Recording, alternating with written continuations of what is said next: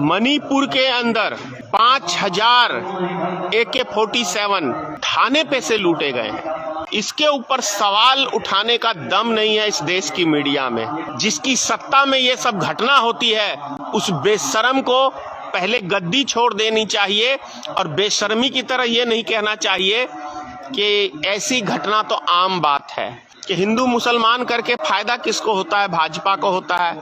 तो इसी तरह से किसी सरकार को बदनाम करना है तो डकैतियां डलवाओ, कत्लेआम कराओ, लूटपाट कराओ, एक्सीडेंट करवाओ कि बिहार में दारूबंदी जितनी जल्दी हो उतनी जल्दी आप समाप्त करें और 40 के 40 बिहार में आपको जनता जिताएगी। बिहार सरकार के खजाने में 1 नंबर पैसा जाएगा और 1 नंबर की दारू लोगों को मिलेगी, कम दाम में मिलेगी। चुनाव के समय में बैंक में डकैतियां पड़ती हैं, लोगों के घर लूटे जाते हैं, रेलगाड़ी लूटी जाती है, बसें लूटी जाती है। ये चुनाव के समय में क्यों होता है और खास तौर से उन राज्यों में क्यों होता है जहां बीजेपी का शासन हट जाता है? ये बहुत गौर करने वाली बात है। कौन कराता है ये सब और फायदा किसको होता है? मणिपुर के अंदर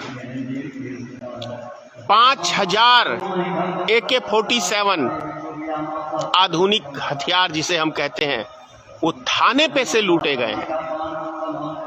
वहां की इस विषय में हमारे देश की जो मोदी मीडिया और गोदी मीडिया हम कहते हैं वो दिखाएगा नहीं।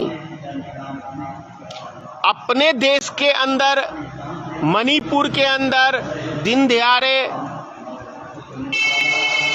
निर्वस्त्र करके लड़कियों को घुमाया जाता है, गैंग रेप होता है। इसके ऊपर सवाल उठाने का दम नहीं है इस देश की मीडिया में। लेकिन सीरिया, इजराइल, पता नहीं कहां कहां विदेश का दिखाने के लिए भाई हम कितने बड़े पत्रकार हैं, ये हमारा कलेजा देखो। लेकिन जिस देश का नमक खाते हो उस देश से नमक हलाली नहीं करते हो।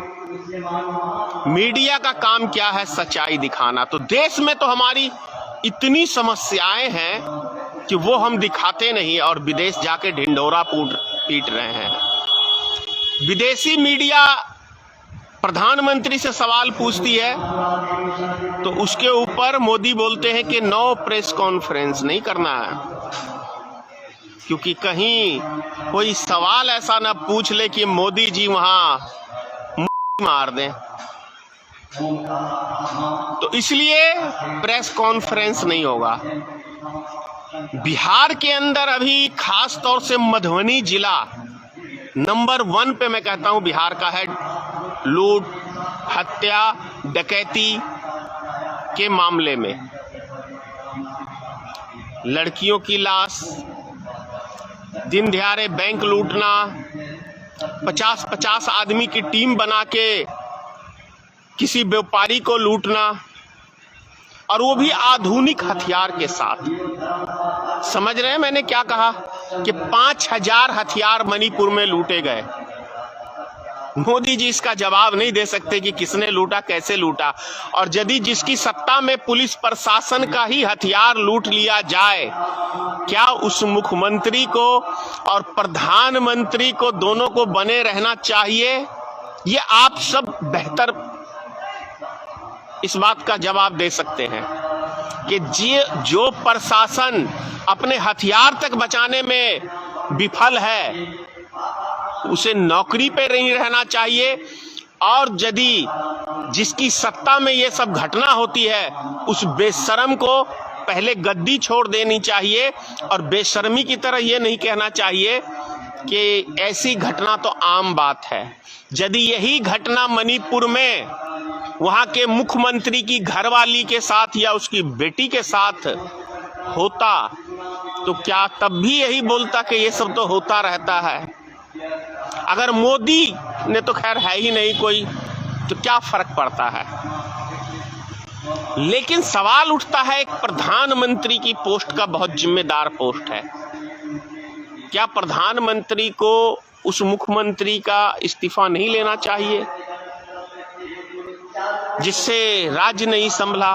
और मोदी से देश नहीं संभला तो राष्ट्रपति जी को मोदी का इस्तीफा लेना चाहिए, मोदी को बर्खास्त करना चाहिए, क्योंकि इसके शासनकाल में हमारे देश में तनाव का माहौल है। एक राज्य गांव में विभाजन हो गया है, गांव में विभाजन हो गया है, दो पार्ट में बट गए हैं। तो इससे ज़्यादा सर्वनाश और भारत का क्या होगा, इससे ज़्यादा कलंक की बात क्या होगी। दूसरी बात, बिहार में मैंने मधुबनी जिले का जिक्र किया। मैं 1990 से राजनीतिक में हूं और तब से मैं देखता हूं कि जब जब चुनाव आता है तो मैं देखता हूं कि बैंक डकैतियां बढ़ जाती है, लूटपाट की घटना बढ़ जाती है। कौन कराता है? जाहिर सी बात है, जिसकी सत्ता नहीं है वो कराएगा, सत्ता को बदनाम करने के लिए कराएगा, क्योंकि सत्ता जब बदनाम होगी तो ही तो परिवर्तन होगा, उनकी सत्ता आएगी। समझने की जरूरत है। मैं तो बार बार ही कहता हूं कि हिंदू मुसलमान करके फायदा किसको होता है? भाजपा को होता है। तो इसी तरह से किसी सरकार को बदनाम करना है तो डकैतियां डलवाओ, कत्लेआम कराओ, लूटपाट कराओ, एक्सीडेंट करवाओ, सरकार बदनाम होगी, तभी तो जंगल राज का हल्ला किया जाएगा। लेकिन महाजंगल राज मणिपुर में है, इसके ऊपर कौन टिप्पणी करेगा? चलो मान लिया कि अभी बिहार में जंगल राज जैसा माहौल बन रहा है, मणिपुर में क्या बन रहा है, उत्तर प्रदेश में क्या बन रहा है, क्या बोलते हैं मध्य प्रदेश में क्या बन रहा है, इस पे भी तो बोलना चाहिए ना। नहीं बोलेंगे क्योंकि उस पे वो चुटकियों में चिपकाए फेविकोल का जोड़ जो है चुटकियों में मुंह सिल देता है, मोदी का भी और उस सारे भाजपाइयों का भी।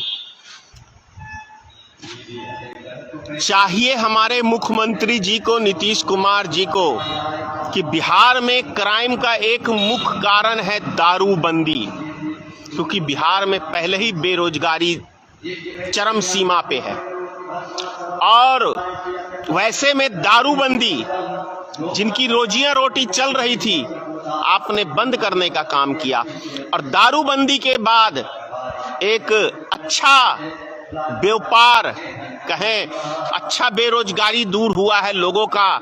एक गांव में 4-4, 5-5 आदमी दारू बेचते हैं, पुलिस वाले भी पैसा खाते हैं, इसमें भी कहीं कोई शक नहीं है। पुलिस वाले अपराधी को पकड़ने के बजाय सिर्फ दारू वाले अपराधी को पकड़ने के लिए दौड़ते रहते हैं, क्योंकि दारू में दोनों तरफ से आमदनी है। एक तो अगर गाड़ी जब्त हो गया या कोई नशे में मिल गया तो 10-20 हजार रुपये का कमाई हो जाता है, लेकिन अगर डकैत को पकड़ने जाओगे तो गोली शूट होने का थोड़ा सा डर रहता है। तो सोचता चलो यार दारू वाले को बेहतर है कि इसको पकड़े, सरकार के नजर में भी हम हीरो बनेंगे, डेली पेपर में भी हमारा छपेगा। उसी में स्थिति ये हो गई है मधुबनी जिले के अंदर कि दारू वाले अब सिक्सर रखने लगे हैं और फायरिंग करते हैं। ऐसी कई घटनाएं सुनने को मिली है, देखने को मिली है।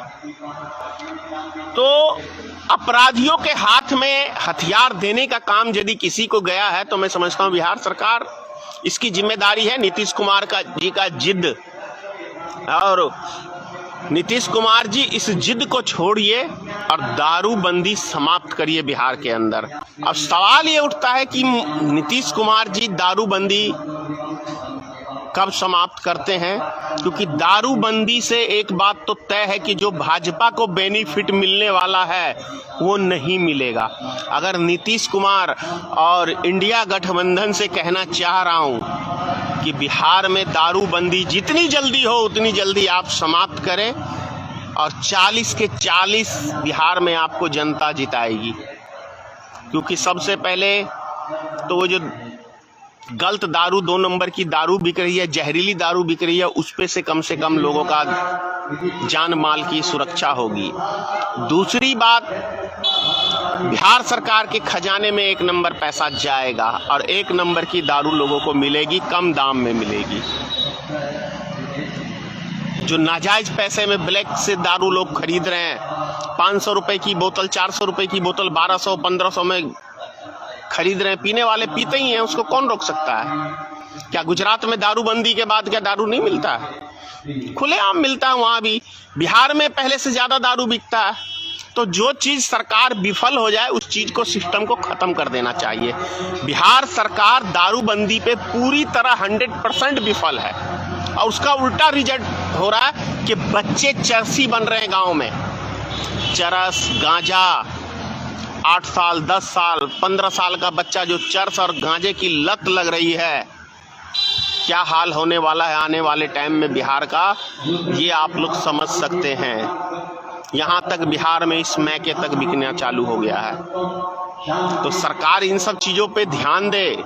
सरकार चुनने का मतलब ये नहीं है कि पोस्टरबाजी करने में टाइम वेस्ट किया, इसने उसका पोस्टर चिपकाया, उसने उसका पोस्टर चिपकाया, इससे जनता को क्या लेना देना जी। जय हिंद। नेशनल दस्तक की आपसे गुजारिश है कि अगर इसको बचाना चाहते हैं तो नेशनल दस्तक को सब्सक्राइब करने के लिए रेड कलर के सब्सक्राइब बटन को दबाएं, फिर बेल आइकन की घंटी दबाएं। नेशनल दस्तक को बचाने के लिए बहुत जरूरी है कि हर खबर को शेयर करें, लाइक करें, कमेंट जरूर करें।